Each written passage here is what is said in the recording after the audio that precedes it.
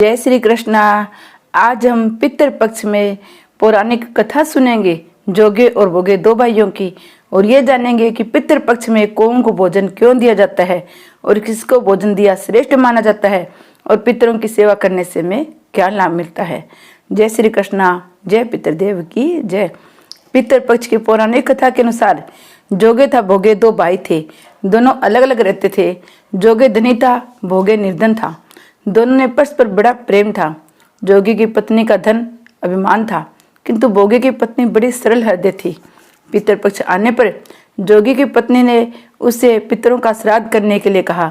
जोगी से व्यर्थ का समझकर टालने की चेष्टा करने लगा, किंतु उसकी पत्नी समझती थी यदि ऐसा नहीं करेंगे तो लोग बातें बनाएंगे।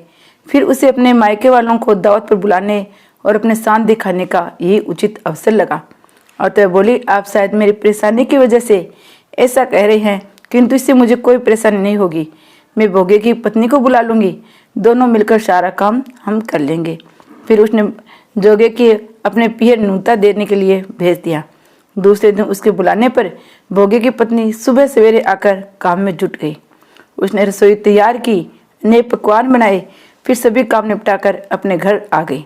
आखिर उसे भी तो अपने पितरों का श्राद्ध तर्पण करना था। इस अवसर पर न जोगे की पत्नी ने उसे रोका न वे रुकी। सिंगरी दोपहर हो गई। पितर भूमि पर उतरे।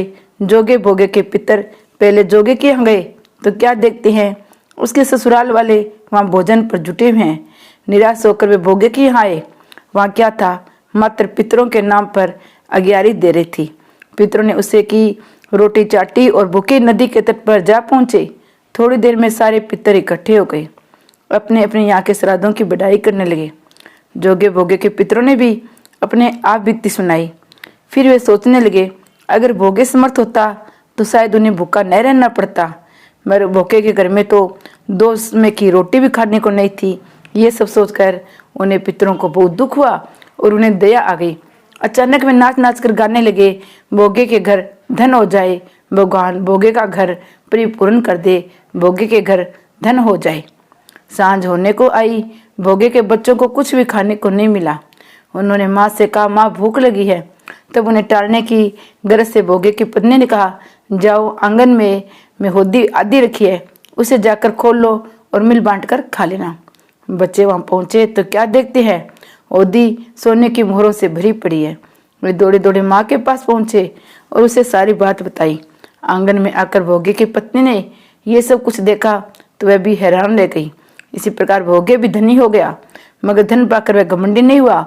दूसरे साल का पितृपक्ष आया। श्राद्ध के दिन भोगे की स्त्री ने 56 प्रकार के व्यंजन बनाए, ब्राह्मणों को बुलाकर श्राद्ध किया, भोजन कराया, दक्षिणा दी, जेठ जेठानी को बुलाया, सोने चांदी के बर्तनों में सबको भोजन कराया। इससे पितृ बड़े प्रसन्न हुए और पितरों की कृपा से उसके सब परिपूर्ण हो गया। सारे घर में धन और हो गया। पितृपक्ष शुरू हो चुका है तो पितृपक्ष में हम कौवा को ही अंश क्यों देते हैं। पितृपक्ष का अंश कौवा को भोजन देने के साथ ही बड़ी पितृपक्ष की कथा भी सुनते हैं। पितृपक्ष में पितरों की आत्म तृप्ति के लिए तर्पण और श्राद्ध कर्म किए जाते हैं। पितरों की तिथि के दिन श्राद्ध किया जाता है। पितरों का पसंद का भोजन बनाया जाता है। इस दिन ब्राह्मणों को भोजन बनाए जाने की परंपरा है। भोजन के बाद ब्राह्मणों को दान दिया जाता है। भोजन का एक हिस्सा निकालकर हम कौओं को खिला देते हैं। पितृपक्ष में कौओं को ही भोजन क्यों दिया जाता है, इसका भी एक बड़ी महत्वपूर्ण कथा है। पौराणिक कथाओं के अनुसार त्रेता युग में इंद्रदेव के पुत्र जयंत ने कौवे का रूप धारण किया था।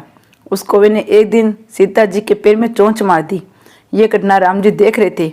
उन्हें एक तिनका चलाया तो एक कौवा की आंख जाकर लग गया और उसकी एक आंख खराब हो गई।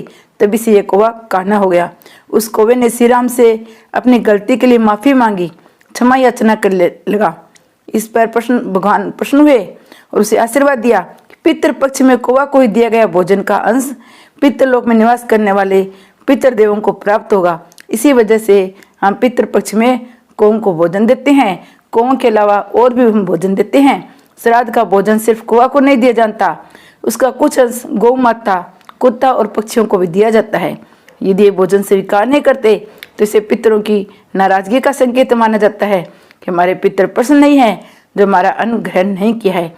80वां मास के कृष्ण पक्ष को पितृपक्ष कहा जाता है। स्थिति पर पितरों की आत्मा की शांति के लिए ये समय काफी उपयुक्त माना जाता है। पितृपक्ष में 16 दिनों तक श्राद्ध कर्म की जाती है। इस दिन पितरों को संतुष्ट करने के लिए तर्पण पिंडदान श्राद्ध करने की परंपरा है। परिवार के एक सदस्य की भी मौत हो जाए जिसके बाद वे सूक्ष्म जगत के जब तक निवास करते हैं जब तक उन्हें नया जीवन नहीं मिल पाता है।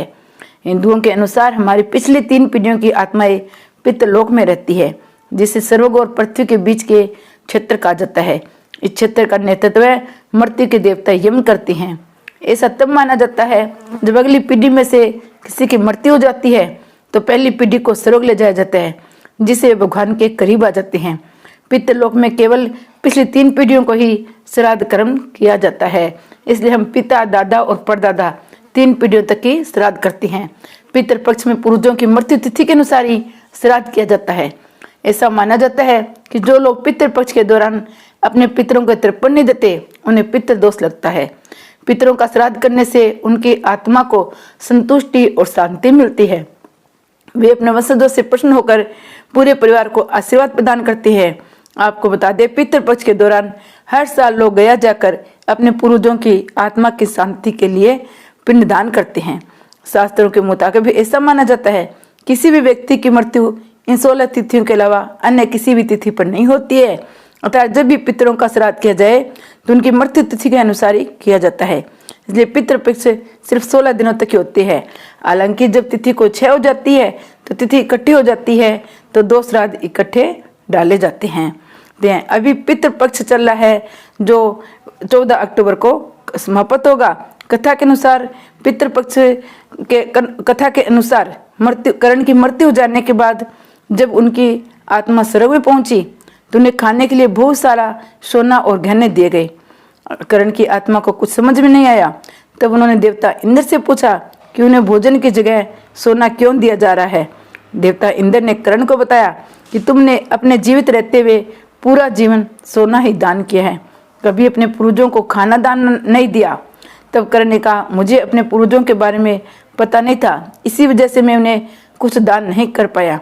इस सबके करण की उनकी गलती सुधारने का मौका दिया और 16 दिन के लिए पृथ्वी पर वापस भेज दिया।